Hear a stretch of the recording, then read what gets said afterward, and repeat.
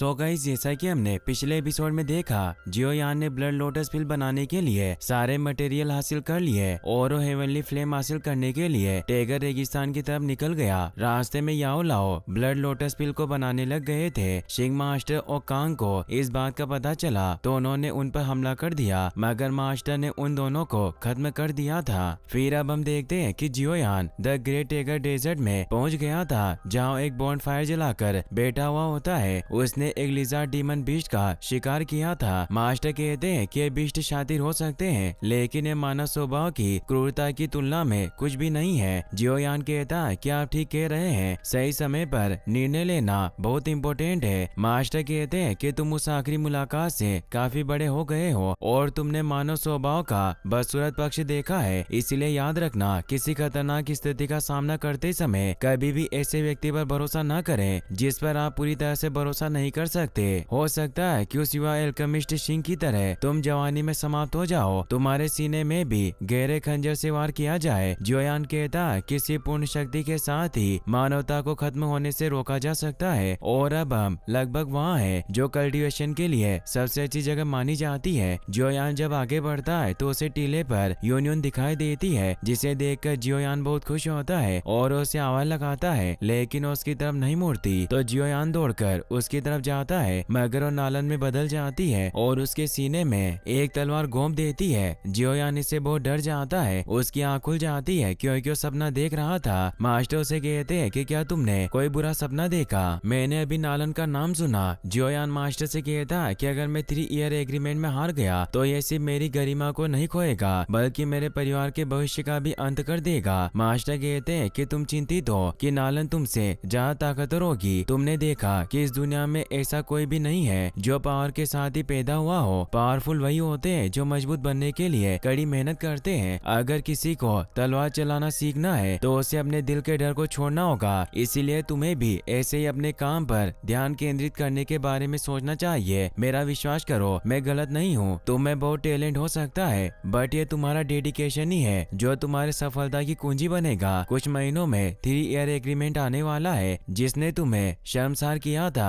अब तुम उस एहसान को वापस करने की स्थिति में हो। जियोयान कहता है कि आपकी सलाह के लिए धन्यवाद मास्टर। अगले सीन में हम देखते हैं कि जियोयान टेगर रेगिस्तान में हेवनली फ्लेम की तलाश में निकल पड़ता है। जियोयान को हड्डियों के ढांचे में बना एक घर दिखाई देता है। जियोयान पास जाकर देखता है तो उसे पोस्टर से पता चलता है कि यहाँ एंशिएंट मैप्स मिलते हैं। मास्टर जियोयान से कहते हैं कि सही समय है, हमें टेगर डेजर्ट का नक्शा खरीदना चाहिए और हमें पानी की भी आवश्यकता होगी। हो सकता है कि यहाँ सांपों का एंटीडोट भी मिल जाए। जियोयान कहता है कि क्या इस रेगिस्तान में सांप है? मास्टर बताते हैं कि टेगर रेगिस्तान में बहुत से स्नेक मैन रहते हैं जो आधे मानव और आधे सांप की तरह नजर आते हैं। वो जहर से हमला करने में माहिर है, इसीलिए सावधान रहने में कोई दर्द नहीं होता। जियोयान अंदर आ जाता है, जहाँ उसे रिसेप्शन पर बूढ़ा आदमी नजर आता है जो अपने काम में व्यस्त था। जियोयान कहता है कि मैं नक्शा खरीदना आया हूँ, मगर वो उसकी बातों पर ध्यान नहीं देते। जियोयान वहीं पड़े हुए नक्शों में से टेगर डेजर्ट का मैप ढूंढने लगता है, तभी नीचे एक छोटा पेपर गिरता है। जियोयान जब उसे उठाता है तो वो देखता है कि वो लोटस डीमन फ्लेम, जो कि एक हेवनली फ्लेम थी, वो उस मैप का टुकड़ा था। मास्टर कहते हैं कि जियोयान तुम सच में एक भाग्यशाली आदमी हो, तुम्हें इस नक्शे को खोजने के लिए मेहनत नहीं करनी पड़ी। ऐसा लगता है कि तुम और लोटस डीमन फ्लेम में जरूर एक डेस्टिनी है। तभी वहाँ मौजूद बूढ़ा आदमी कहता है कि क्या तुम टेगर रेगिस्तान का नक्शा खरीदने वाले हो? जियोयान कहता है कि माफ कीजिए श्रीमान, पर क्या आप मुझे रेगिस्तान का सबसे सटीक और डिटेल्ड मैप दे सकते हैं? वो बताते हैं कि सभी मैप काउंटर पर पड़े हैं, तुम उसमें से एक चुन लो। जियोयान एक मैप को उठा लेता है और उस बूढ़े आदमी से कहता है कि मुझे आश्चर्य है कि क्या आपके पास इस विशेष मैप के और भी टुकड़े होंगे। वो बूढ़ा आदमी जियोयान से कहता है कि क्या तुमने कभी पहले इस तरह के और नक्शे देखे हैं? जियोयान बोलता है कि मैंने ऐसा केवल एक ऑक्शन हाउस में देखा था। बूढ़ा आदमी जियोयान को बताता है कि माफ करो, मुझे ये टुकड़ा विशुद्ध रूप से संयोग से मिला। जियोयान पूछता है कि क्या आप मुझे बता सकते हैं कि आपको कहां से मिला? वो बताते हैं कि मैंने रेगिस्तान से इसे खोजा था। तो जियोयान उन्हें कहता है कि क्या आप मुझे ये टुकड़ा भेज सकते हैं, मैं आपको अच्छा भुगतान करूंगा।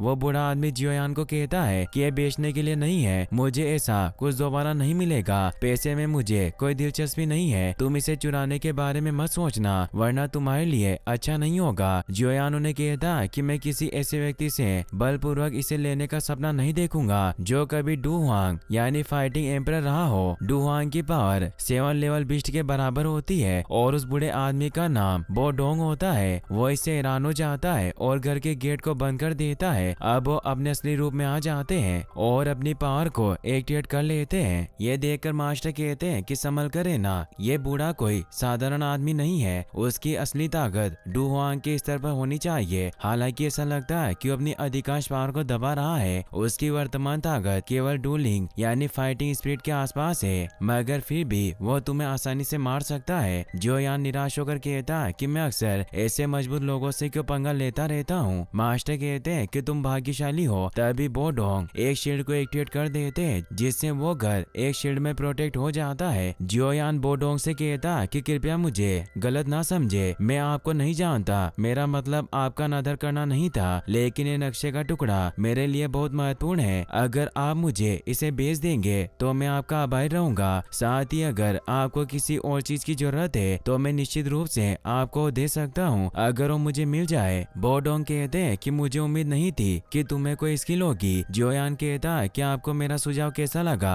बो डोंग कहते हैं कि मैं वो मैप का टुकड़ा किसी को नहीं बेचूंगा। जोयान कहता है कि अगर आप मुझे इसे देने की जिद करोगे तो मैं इसे जबरदस्ती ले लूंगा और वहाँ से भागने लगता है, मगर बो डोंग अपनी टेक्निक से वहाँ बर्फ जमाने लगते हैं जिससे जियोयान कमजोर पड़ने लगता है। वो मास्टर से कहता है कि इस बार हम एक बड़ी मुसीबत में हैं। बो डोंग जियोयान को कहते हैं कि इस मैप के टुकड़े में बहुत रहस्य समाये हुए हैं और तुम चाहते हो कि मैं इसे तुम्हें दे दूं, वो भी बस ऐसे ही, और उस पर स्पाइक से हमला करते हैं, मगर जियोयान अपनी तलवार को ढाल बनाकर खुद को बचा लेता है, लेकिन इससे उसकी स्वॉर्ड भी जम जाती है। जियोयान पर्पल फ्लेम से स्वॉर्ड को गर्म करता है। बो डोंग तेजी से उसकी तरफ आते हैं तो जियोयान उन पर तलवार से हमला करता है, लेकिन वो अपनी कंडेंस्ड आइस मियर पावर से जियोयान को हिट करते हैं जिससे जियोयान बाहर डेजर्ट में आकर गिरता है। जियोयान खड़ा हो जाता है और देखता है कि वो पूरी जगह शील्ड से कवर है। तभी बो डोंग भी बाहर आ जाते हैं और वो बो से आइस स्पाइक बनाकर पहले एक को जियोयान पर फेंकते हैं और लगातार उन स्पाइक से जियोयान पर हमला करते हैं। जियोयान दूर गिर जाता है मगर वो वापस खड़ा हो जाता है, उसका खून भी निकल आता है। ये देखकर बो डोंग हैरान हुए, सोचते हैं कि लड़का मेरे हमले के बाद भी खड़ा हो पा रहा है। जियोयान अपने मास्टर से कहता है कि हम और ज्यादा पेशिव नहीं हो सकते और अपनी तलवार उठाकर लड़ने को तैयार हो जाता है। बो डोंग गुस्से में जियोयान पर अपने सभी स्पाइक से हमला करते हैं, मगर जियोयान अपनी पर्पल फ्लेम की मदद से सभी स्पाइक से बचता हुआ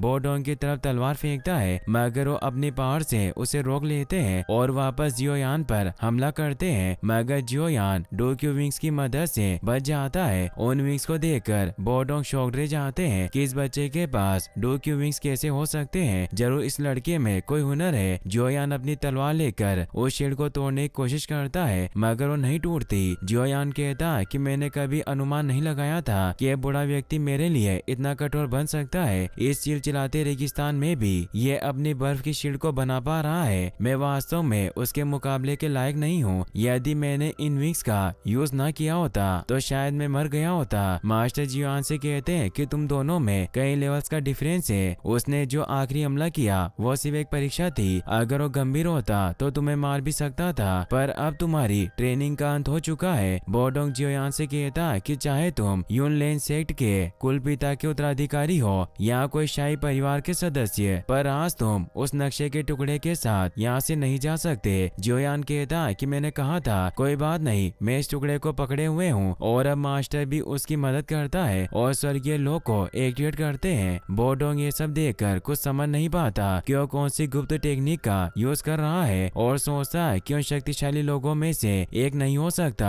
अब वो अपनी पावर से एक स्पीयर बनाते हैं और कहते हैं कि मुझे इतनी इंटेंस ऑरा का सामना किए हुए एक लंबा अरसा हो गया। जियोयान उन पर हमला करता है तो खुद को स्पीयर से प्रोटेक्ट करते हैं, मगर जियोयान और याओ लाओ के सोल फोर्स की वजह से वो पीछे खिसक रहे थे। जियोयान उनका स्पीयर तोड़ देता है। बो डोंग कहता है कि मुझे विश्वास नहीं हो रहा कि आज मैं तुम्हारे जैसे युवा लड़के से पिट रहा हूँ, और अब वो साइक्लोन आइस स्ट्राइक पावर को एक्टिवेट कर लेते हैं। जियोयान भी अपने मास्टर की सोल को संग्रहित करता है। बो डोंग जियोयान से कहता है कि अगर तुम आज मर जाते हो तो मुझे दोष मत देना, और उस पर हमला करते हैं तो जियोयान भी उन पर लगातार हमला करने लगता है और हेवनली फ्लेम से उस बो डोंग को एक बर्फ के सेल में कैद कर देता है, जिससे अब वहाँ मौजूद शील्ड भी हट जाती है। जियोयान सर झुकाकर कहता है कि मैं आपका अपमान नहीं करना चाहता था, पर ये मैप मेरे लिए बहुत इंपॉर्टेंट है। ये कहकर वो जाने लगता है। बोडोंग कहते हैं कि मैंने कभी नहीं सोचा था कि आप 20 ईयर्स तक एकांतवास में रहने के बाद तुम जैसे बच्चे के कारण मुझे इस स्थिति में होना पड़ेगा। साथ ही जियोयान से ये भी कहते हैं कि मैंने जब इस मैप के छोटे टुकड़े को ढूंढा तो मुझे रेगिस्तान में काफी समय गुजारना पड़ा, इसीलिए मैंने इसे पूरी तरह से 2 भागों में विभाजित कर दिया था। जियोयान कहता कि आप मुझे ये सब क्यों बता रहे हो, आप इतने मूर्ख नहीं हो कि अभी भी मुझे भड़काने की कोशिश करो। बोडोंग कहता कि तुम निश्चय ही बुद्धिमान व्यक्ति हो। जियोयान उनसे कहता कि मुझे बताओ कि इस मैप का दूसरा टुकड़ा देने से तुम्हें क्या मिलेगा। बोडोंग कहते हैं कि पहले तुम्हें मुझे इस बर्फ की जेल से रिहा करना होगा। तो जियोयान उनके पास आकर उस बर्फ केज को खोलने लगता है और कहता कि मैं आपको एक बार कैद करने में सक्षम था तो मैं दोबारा भी ऐसा कर सकता हूँ, इसीलिए मुझसे कोई खेल मत खेलना, वरना अगली बार मैं आपका खून जमा दूंगा। फिर उन्हें बर्फ केज से आजाद कर देता है। बोडोंग उसे कहता है कि ये कितनी भयानक और चिलिंग फ्लेम है। अगर मैं गलत नहीं हूँ तो तुमने जो पहले यूज किया वो एक स्वर्गीय ज्वाला रही होगी। मेरी मूल शक्ति डू हुआंग स्तर की मानी जाती है, जैसा कि तुम जानते हो। पर क्या तुम्हें पता है कि मैं कौन हूँ? और उसे बताते हैं कि मेरा नाम है बोडोंग, मगर मुझे बर्फ सम्राट के नाम से भी जाना जाता है। यह नाम सुनकर जियोयान हैरान रह जाता है, जिससे बोडोंग खुश होते हैं कि अच्छी बात है कि समय के साथ मेरा नाम गायब नहीं हुआ। मुझे आश्चर्य है कि तुमने मेरे बारे में सुना है। जियोयान कहता है कि मैंने कभी नहीं सोचा था कि जियामा साम्राज्य का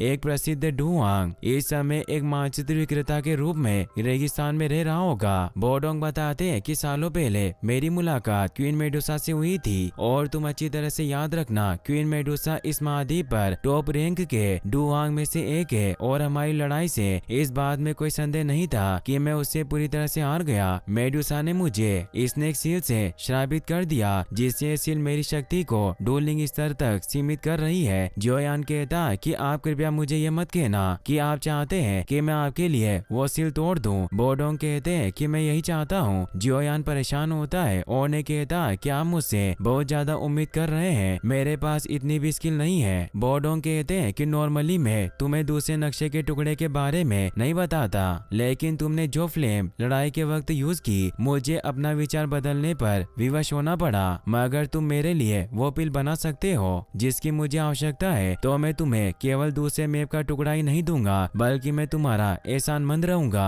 जियोयान उनसे पूछता है कि आपको जो पिल चाहिए वो किस टीयर की है। बोडोंग कहते हैं कि टीयर 6 की। जियोयान इससे हिल जाता है और उन्हें कहता है कि मैं सिर्फ एक छोटा टीयर 2 एल्केमिस्ट हूँ। बोडोंग कहते हैं कि एक डू हुआंग का एहसानमंद होना तुम्हारे एफर्ट की सही कीमत है। मास्टर मन में जियोयान को कहते हैं कि हमें मैप के सभी टुकड़े प्राप्त करने हैं ताकि हम प्यूरिफाइंग लोटस डीमन फ्लेम को पा सके, जो तुम्हारे फ्यूचर की टेक्निक के विकास के लिए बहुत महत्वपूर्ण है। जियोयान कहता है कि आप कह रहे हैं कि हम ये पिल बना सकते हैं। याओलाओ कहते हैं कि पहले हमें इसकी मदद करनी होगी और वास्तव में एक डू हुआंग से सहायता प्राप्त करना उस पिल की अच्छी कीमत होगी। जियोयान बोडोंग से कहता है कि मैं आपके लिए वो पिल बनाऊंगा, लेकिन क्या आप पिल बनाने के लिए एल्केमिस्ट के नियम को जानते हैं? बोडोंग कहते हैं क्या मैं जानता हूँ, पिल बनाने के सभी रॉ मटेरियल मुझे उपलब्ध करवाने होंगे। फिर हम देखते हैं कि वो जियोयान को अंदर ले आते हैं और उसे बताते हैं कि मैंने अपने उपचार के लिए अधिकांश जड़ी बूटियों को इकट्ठा कर लिया है, लेकिन अभी भी एक लापता है। उस इंग्रेडिएंट को सेंट मैंड्रेक कहा जाता है और ये केवल स्नेक ट्राइब के कंपाउंड्स के भीतर ही पाया जाता है। लेकिन जैसा तुम जानते हो, मेरे भीतर क्वीन मेडुसा की सील है, जिस वजह से मैं जैसे ही माउंट टेगर डेजर्ट की गहराइयों में जाता हूँ तो मुझे पहचान लेगी। जियोयान कहता है कि आपका एक ट्रैप है, आप मुझे वहाँ भेजकर मारना चाहते हो, पर मैं ऐसा नहीं करूँगा।